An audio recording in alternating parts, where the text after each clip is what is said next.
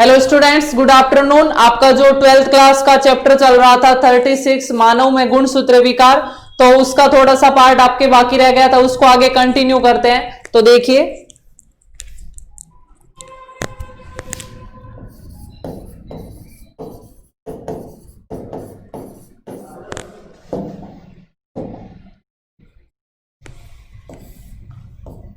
मानव में गुणसूत्रीय विकार।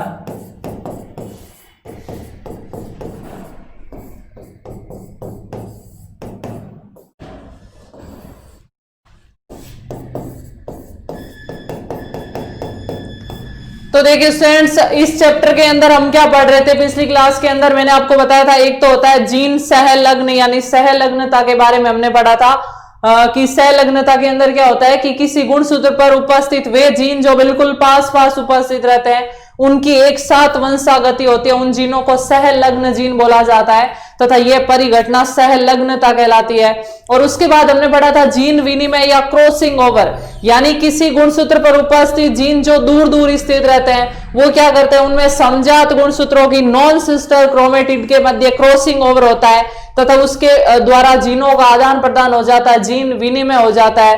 तो इस परिघटना को हमने पढ़ा था। और फिर जीन सहलग्नता के कुछ रोग हैं हमने, यानी ये टॉपिक हम पढ़ रहे हैं मानव में गुणसूत्रीय विकार, यानी मानव में जो गुणसूत्र है उनकी संख्या में कमी या बढ़ोतरी के कारण या उनकी संरचना में कुछ चेंजेस हो जाते हैं जिसके कारण मानव के शरीर में कोई रोग उत्पन्न हो जाते हैं, जिसे क्या बोला जाता है, मानव में गुणसूत्रीय विकार। तो कुछ लिंगीय गुणसूत्र के कारण हमने विकार पढ़ लिए थे, जैसे टर्नर सिंड्रोम, क्लाइनफेल्टर सिंड्रोम। अलिंगीय गुणसूत्र से भी हमने पढ़े थे एडवर्ड सिंड्रोम, डाउन सिंड्रोम। लेकिन आज जो हम रोग पढ़ने वाला है वो है लिंग सहलग्नता के कारण, यानी अगर जो गुणसूत्रों के जीन है वो साथ में चले जाते हैं, इंटरचेंज हो जाते हैं, या पीढ़ी दर पीढ़ी जिनकी वंशागति होती है, उनके कारण कौन कौन से रोग होते हैं। तो सबसे पहले हम पढ़ते हैं वर्णांधता, या इसे बोला जाता है कलर ब्लाइंडनेस।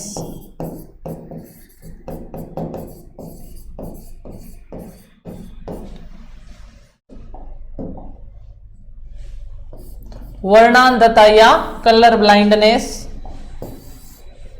तो देखिए, जो जिस व्यक्ति के अंदर वर्णांधता या कलर ब्लाइंडनेस रोग हो जाता है वो रोगी लाल और हरे रंग में अंतर स्पष्ट नहीं कर पाता है। तो ये सबसे महत्वपूर्ण लक्षण क्या है इसका, कि कैसे पता चल पाता है कि किसी व्यक्ति को वर्णांधता या कलर ब्लाइंडनेस हो गया है, यानी वो व्यक्ति है वो लाल और हरे रंग में अंतर स्पष्ट नहीं कर पाता है। तो इसका देखिए लक्षण, रोगी व्यक्ति लाल तथा हरे रंग में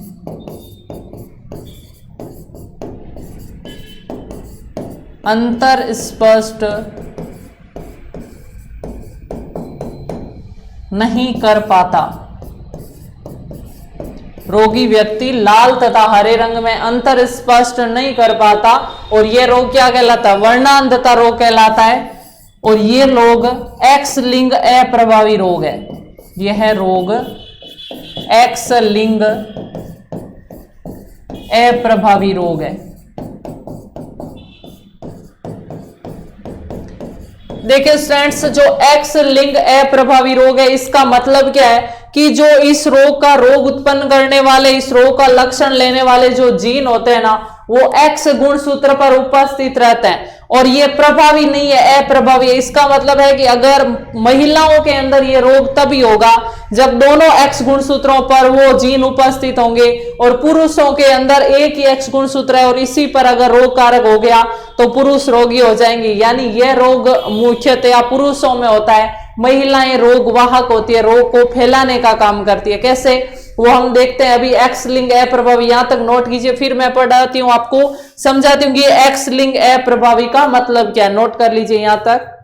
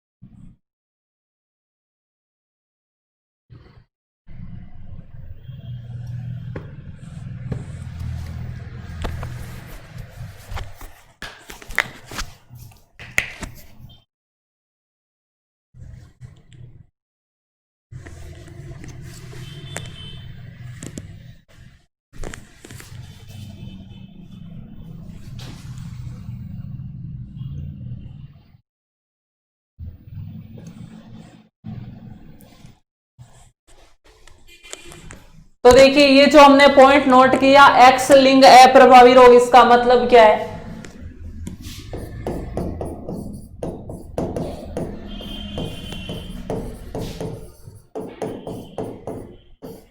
एक्स लिंग अप्रभावी रोग, इसका तात्पर्य है कि वर्णांधता रोग उत्पन्न करने वाले जो जीन होते हैं वो किस गुणसूत्र पर उपस्थित रहते हैं? एक्स गुणसूत्र पर उपस्थित रहते हैं, तथा ये प्रभावी नहीं होते, अप्रभावी होते हैं। मेंडल के नियम पढ़े थे हमने पिछले टॉपिक में, उसमें मैंने आपको बताया था कि वो लक्षण जो आधा आने पर भी आगे पीढ़ी में अपना लक्षण दिखा देता है वो प्रभावी कहलाता है, और जो पूर्ण रूप से आने पर ही अपना प्रभाव दिखाए वो क्या कहलाता है? अप्रभावी।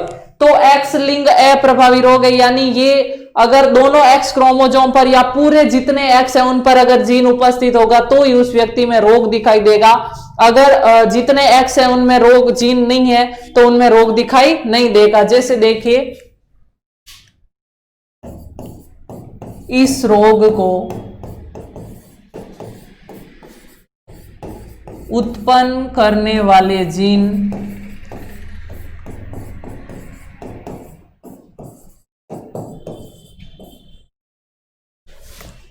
एक्स गुणसूत्र पर उपस्थित रहते हैं, एक्स गुणसूत्र पर उपस्थित रहते हैं। ठीक है, अगला पॉइंट यह है अप्रभावी रोग है।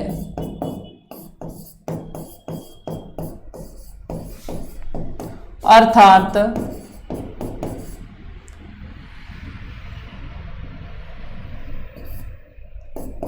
एक्स पर 100% उपस्थित होने पर ही यह रोग लक्षण प्रकट करता है।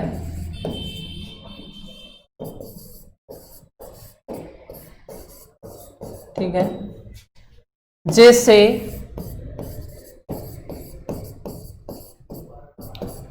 महिला में गुणसूत्र प्रारूप क्या होता है? एक्स एक्स होता है। तो ये जो रोग कारक है दोनों एक्स पर उपस्थित अगर नहीं रहेगा, एक एक्स पर ही उपस्थित रहेगा तो महिला कैसी होगी? वाहक होगी। अप्रभावी मतलब पूरे पे नहीं आएगा। और पुरुषों में क्या होगा?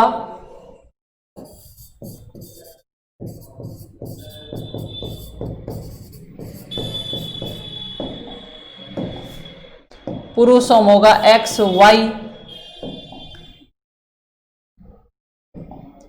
यानी एक एक्स है और उस पर भी क्या आ गया? रोग कारक आ गया, तो ये पुरुष कैसा होगा? रोगी होगा।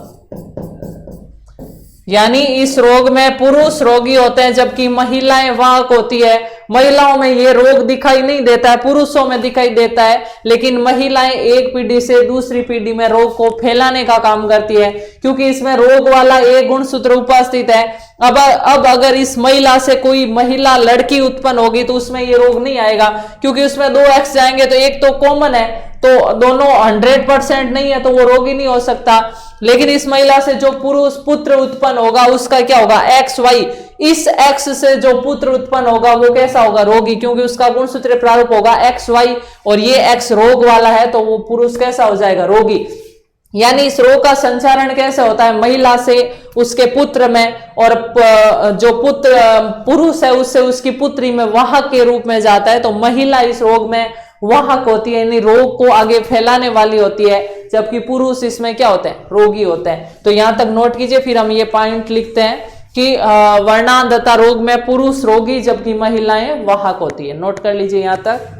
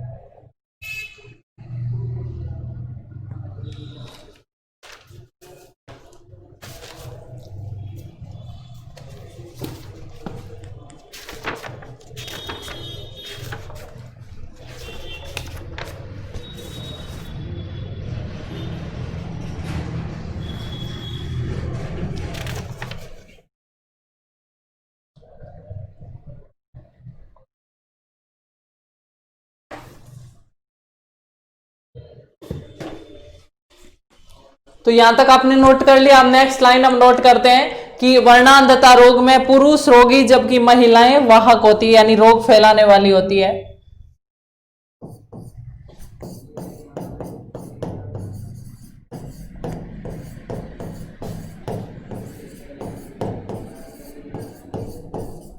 वर्णांधता रोग में पुरुष रोगी तथा महिला वाहक होती है।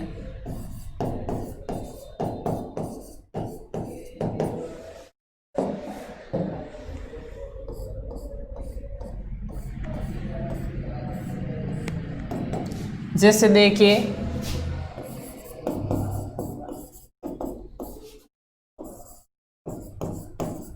अगर महिला में लक्षण उत्पन्न है तो क्या होगा, एक्स एक्स और क्या होगा, एक्स वाई। अब इसके एक गुणसूत्र पर उपस्थित है तो इनसे जो जीन बनेंगे वो कैसे बनेंगे, जो संरचना युग्मक बनेंगे।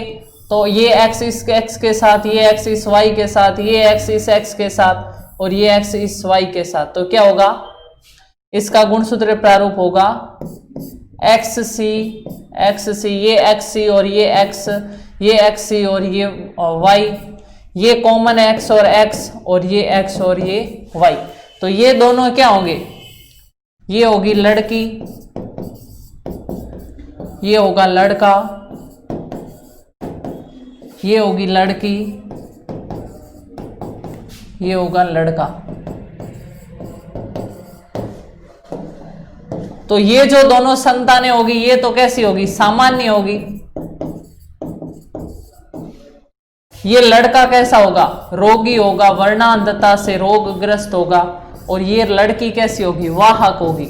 यानी ये रोगी तभी होती जब इसके दोनों एक्स पर सी आता, दोनों एक्स पर वर्णांधता रोग उत्पन्न करने वाले, कलर ब्लाइंडनेस रोग उत्पन्न करने वाले जीन उपस्थित होते, तो ये वह रोगी होती। लेकिन इसके एक गुणसूत्र पर ये, यानी इसके जब वापस युग्मक बनेंगे तो इसके पुत्र में ये रोग चला जाएगा, लेकिन पुत्री सामान्य होगी तो ये रोग फैलाने का काम करे। इस लड़की में खुद में वर्णांधता के लक्षण दिखाई नहीं देंगे, यानी इसको लाल और हरे रंग में अंतर स्पष्ट हो जाता है। जबकि आगे इसकी जो संतान होगी पुरुष के रूप में, उसमें ये रोग बन जाता है। तो इसलिए ये जो लड़की बनेगी वो वाहक के रूप में, स्त्रियां वाहक के रूप में काम करती है, जबकि पुरुष है वो रोगी होते हैं। नोट कर लीजिए यहां तक पॉइंट्स।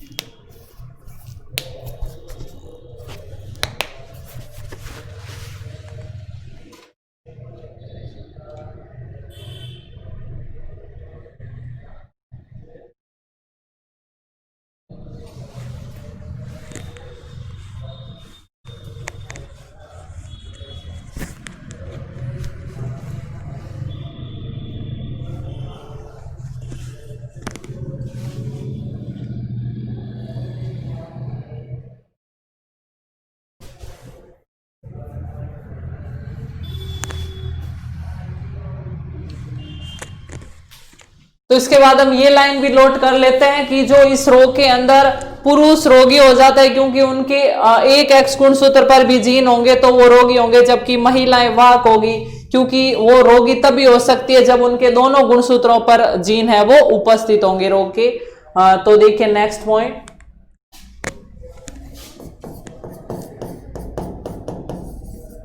वर्णांधता पुरुषों में एक जीन उपस्थित होने पर भी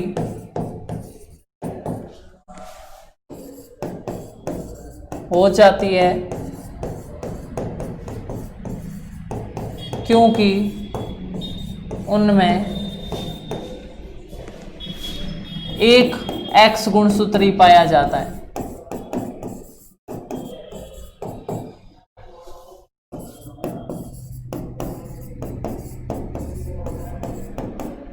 जबकि महिला में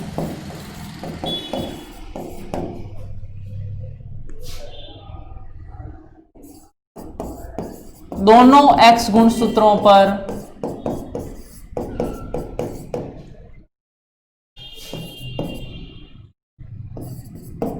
जीन उपस्थित होगी तभी वह रोगी होगी। ठीक है, अगला पॉइंट,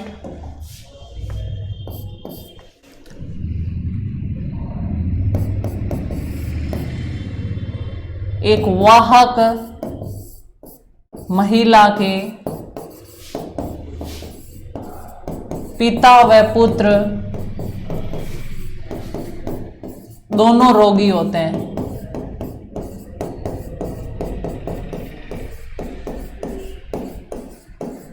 देखिए, एक वाहक महिला मतलब उसके अंदर जीन उपस्थित है, तो उस महिला के अंदर जीन कहां से आई?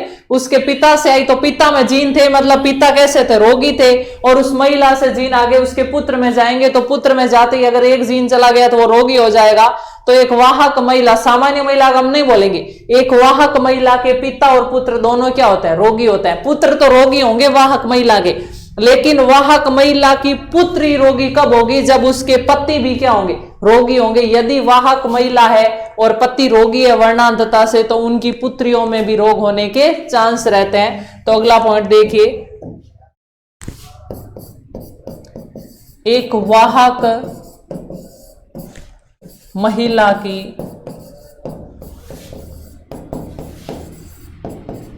पुत्री तभी रोगी होगी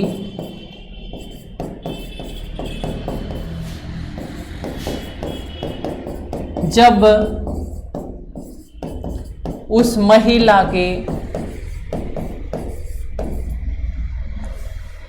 पति भी वर्णांधता से ग्रस्त हो। ठीक है, तो नोट कर लीजिए यहां तक पॉइंट, यहां तक आपके ये वर्णांधता कंप्लीट होती है।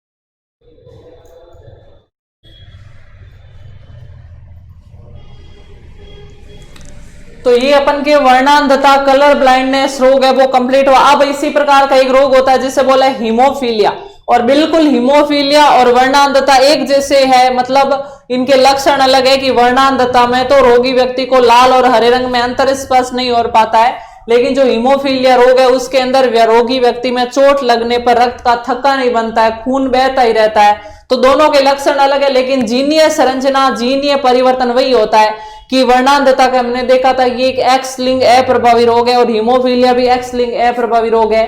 वर्णांधता में पुरुष रोगी होते हैं, महिला वाहक होती है, और हीमोफीलिया में भी वही प्रोसेस होगा, पुरुष रोगी और महिला वाहक, क्योंकि इसके रोग उत्पन्न करने वाले जीन किस गुणसूत्र पर उपस्थित रहते हैं? एक्स गुणसूत्र पर, और अप्रभावी होते हैं, तो दोनों के समान लक्षण होंगे। तो अगला रोग देखिए, हीमोफीलिया।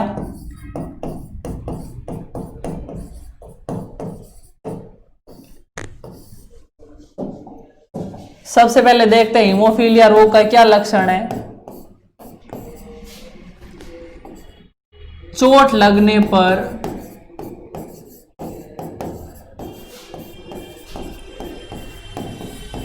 रक्त का थक्का नहीं बनना।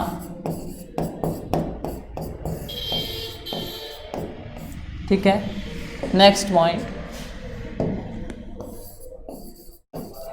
यह रोग एक्स लिंग अप्रभावी रोग है। नेक्स्ट पॉइंट, इस रोग में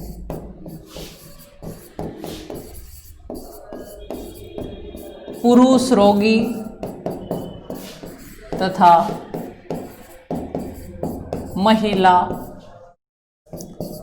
वाहक होती है।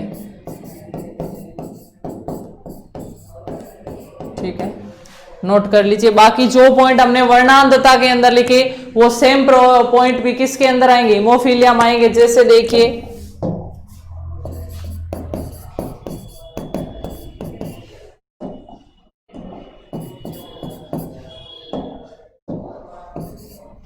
तो महिला कैसे होगी, वाहक, और पुरुष में क्या होगा,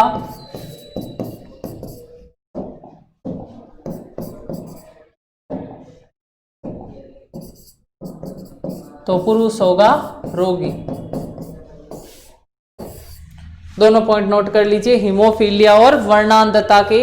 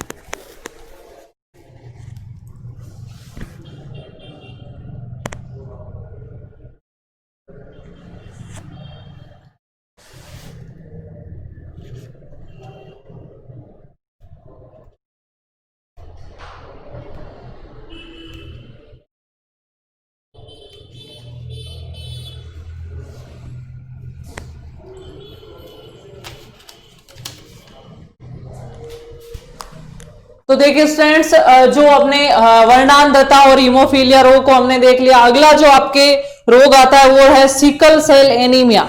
ठीक है, तो देखिए सिकल सेल एनीमिया के अंदर क्या होता है, सिकल सेल एनीमिया।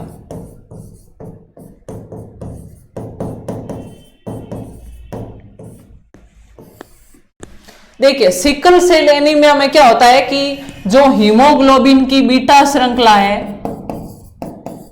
हीमोग्लोबिन की बीटा श्रृंखला में एक अमीनो अम्ल होता है जिसको बोला जाता है वेलिन, और एक अमीनो अम्ल होता है जिसको बोला जाता है ग्लूटेमिक अम्ल। तो देखिए ग्लूटेमिक अम्ल रहता है इस बीटा श्रृंखला में छठे स्थान पर, बीटा श्रृंखला में ग्लूटेमिक अम्ल रहता है।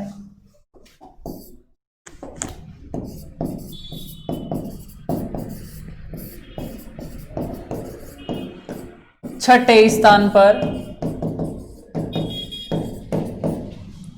और इसका स्थान कौन ले लेता है, वेलिन नाम का अमीनो अम्ल ले लेता है, वेलिन। तो इसके कारण क्या होगा कि हीमोग्लोबिन की संरचना में चेंज हो जाता है, और इसके परिणाम स्वरूप जो आरबीसी का आकार है वो हंसियाकार हो जाता है। आरबीसी का आकार हंसियाकार। आपको पता है कि आरबीसी होती है वो उभिया अवतल प्रकार की होती है, लेकिन जब ये रोग होता है तो आरबीसी है वो हंसिये के आकार की हो जाती है। आप देखते हो हंसिया होता है, खेतों में काम करने में प्रयुक्त किया जाता है, तो आरबीसी का आकार कैसा हो जाता है, हंसियाकार हो जाता है, जिसके कारण उसके अंदर हीमोग्लोबिन है वो पूर्ण रूप से नहीं पनप पाता है और शरीर में हीमोग्लोबिन की कमी हो जाती है, और इस रोग को क्या बोला जाता है, सिकल सेल एनीमिया। तो आपको ध्यान रखना है सिकल सेल एनीमिया है उसमें क्या होता है, आरबीसी का आकार हंसियाकार हो जाता है, जिसमें आदि आरबीसी में तो पूर्ण रूप से हीमोग्लोबिन पाया जाता है, लेकिन आदि आरबीसी में हीमोग्लोबिन उपयुक्त है वो नहीं पाया जाता है। उसके बाद ध्यान रखना इसका कारण क्या है कि हीमोग्लोबिन की जो बीटा श्रृंखला होती है उसमें एक छठे स्थान पर अमीनो अम्ल होता है जिसका नाम है ग्लूटेमिक अम्ल, और उस अम्ल के स्थान पर एक नया अमीनो अम्ल आ जाता है जिसका नाम है वेलिन, और इसके कारण ये रोग है वो उत्पन्न होता है, सिकल सेल एनीमिया। इसको नोट कीजिए, फिर मैं आपको पॉइंट्स के रूप में लिखवाती हूं।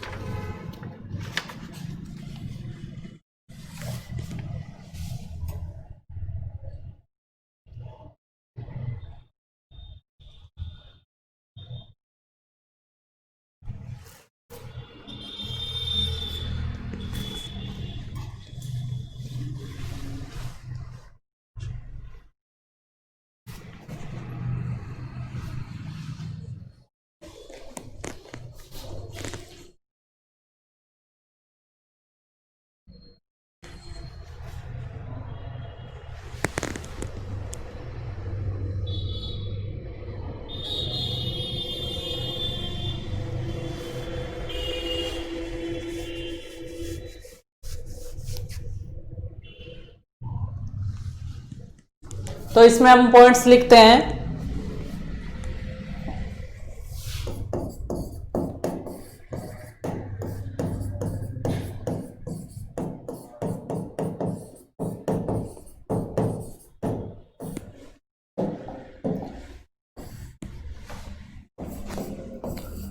इस रोग में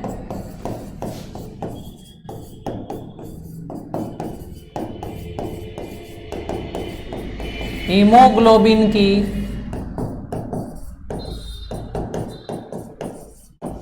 बीटा श्रृंखला में छठे अमीनो अम्ल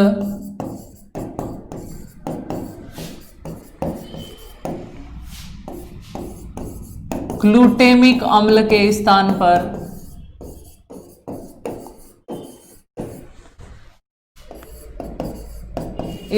पर वेलिन नामक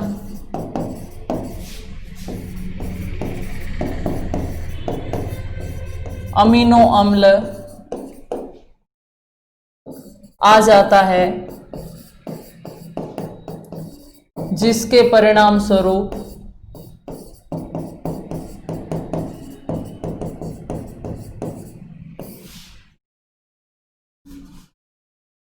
आरबीसी का आकार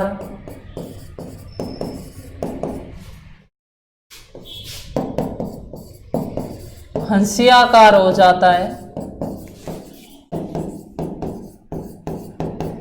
तथा यह रोग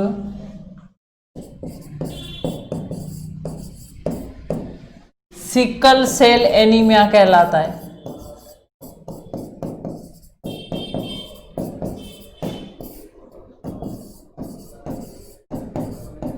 सिकल सेल एनीमिया कहलाता है, नोट कर लीजिए।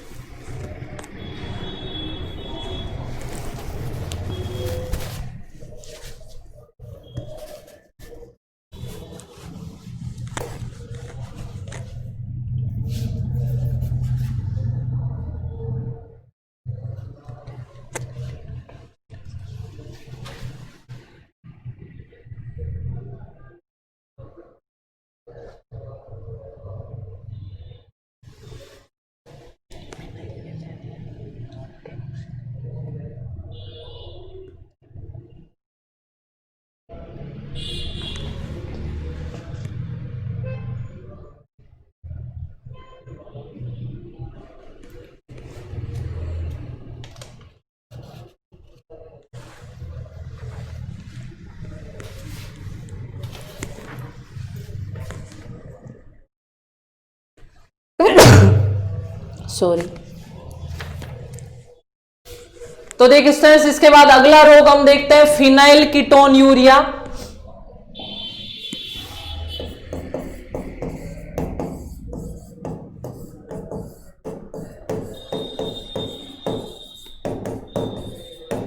देखिए इस रोग में क्या होता है कि हमारे शरीर में जो फिनाइल एलेनिन बनता है, इसका अपचयन करने वाला जो एंजाइम होता है phenyl alanine hydroxyl, phenyl alanine hydroxylase enzyme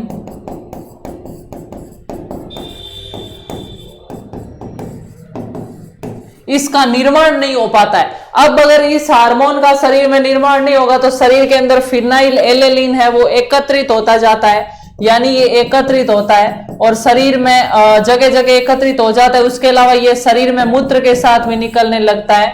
तो इसके परिणाम स्वरूप क्या होता है कि मस्तिष्क के अंदर विकृतता आ जाती है और मानसिक अवरुद्धता उत्पन्न हो जाती है या मानसिक रोग उत्पन्न हो जाते हैं। इस रोग को क्या बोला जाता है? Phenyl ketone urea. तो फिनाइल कीटोन यूरिया रोग में क्या होता है? मानसिक अवरुद्धता आ जाती है, मंदबुद्धि होने लगती है। इस रोग में शरीर में फिनाइल एलेनिन नामक यौगिक को टायरोसिन में अपचयित करने वाले फिनाइल एलेनिन हाइड्रोक्सिलेज एंजाइम का निर्माण नहीं हो पाता है, जिसके कारण ये शरीर में एकत्रित होते जाता है और ज्यादा है तो मूत्र के साथ शरीर से निकलता जाता है। इस रोग को क्या बोला जाता है? Phenyl ketone urea. तो इसको परिभाषा के रूप में लिखते हैं नेक्स्ट,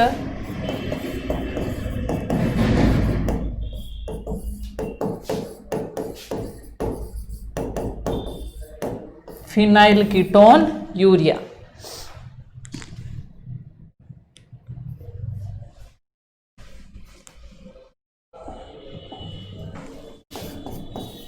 इस रोग से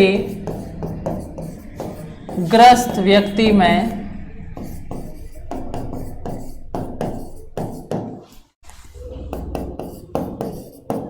फिनाइल एलेनिन को अपचयित करने वाले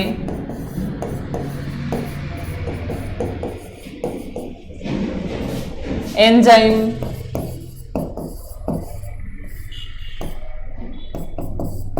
क्या नाम है उसका? फिनाइल एलेनिन हाइड्रोक्सिलेज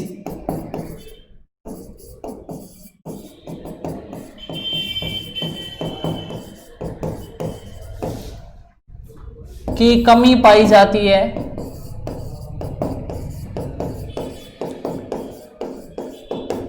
जिसके परिणाम स्वरूप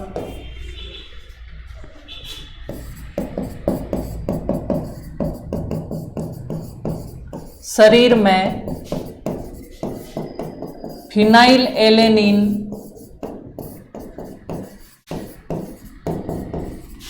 एकत्रित होता जाता है,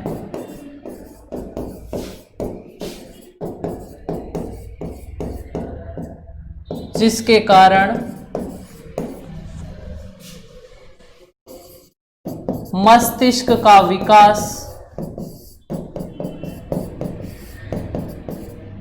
अवरुद्ध होता है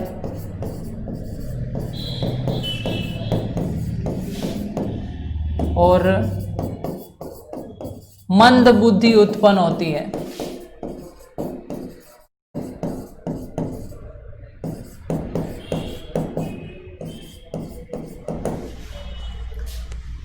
कुछ मात्रा में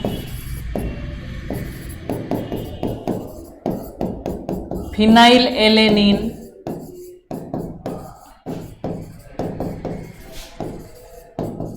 मूत्र के साथ शरीर से उत्सर्जित होता है। तो ये रोग क्या कहलाता है? Phenyl ketone urea. यानी इस रोग से ग्रस्त व्यक्ति में फिनाइल एलेनिन को अपचयित करने वाले एंजाइम फिनाइल एलेनिन हाइड्रोक्सिलेज की क्या हो जाती है? कमी हो जाती है, जिसके परिणाम स्वरूप शरीर में फिनाइल एलेनिन क्या होता है? एकत्रित होता जाता है। और अगर ये शरीर में एकत्रित होता रहता है तो मस्तिष्क का विकास है वो अवरुद्ध हो जाता है और व्यक्ति मंद बुद्धि उत्पन्न हो जाती है। ठीक है। और कुछ मात्रा में जो फिनाइल एलेनिन शरीर में एक्स्ट्रा बन गया है, एक्स्ट्रा एकत्रित हो गया है, वो मूत्र के साथ क्या होता है? शरीर से उत्सर्जित होता रहता है। ये रोग कहलाता है फिनाइल कीटोन यूरिया। नोट कर लीजिए।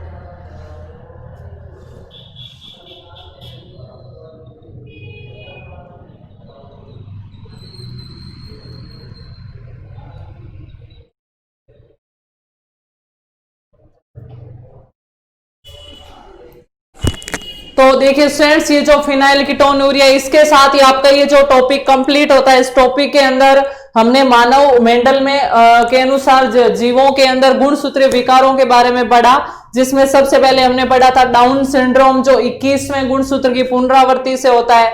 फिर हमने पढ़ा एडवर्ड सिंड्रोम 18वें गुणसूत्र की पुनरावृत्ति से। उसके बाद लिंगीय गुणसूत्र जैसे टर्नर सिंड्रोम महिलाओं में एक एक्स गुणसूत्र की कमी से होता है। क्लाइनफेल्टर सिंड्रोम पुरुषों में एक वाई गुणसूत्र की कमी एक्स गुणसूत्र की अधिकता से होता है।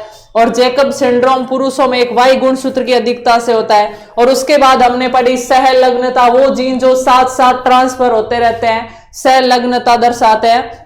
और सहलग्नता का व्युत्क्रम होता है जीन विनिमय, क्रॉसिंग ओवर, एक गुणसूत्र के जीन दूसरे गुणसूत्र की क्रोमेटिड्स पर ट्रांसफर हो जाते हैं, इसे जीन विनिमय बोला जाता है। और इन गुणसूत्रीय विकारों के कारण भी कुछ और रोग थे जो हमने पढ़े, वर्णांधता, हीमोफीलिया, सिकल सेल एनीमिया और फिनाइल कीटोन्यूरिया, इन सब रोगों के बारे में पढ़ा। तो स्टूडेंट्स, यहां तक का था आपकी ये टॉपिक। मिलते हैं नेक्स्ट क्लास में एक नए टॉपिक के साथ, तब तक के लिए थैंक यू सो मच।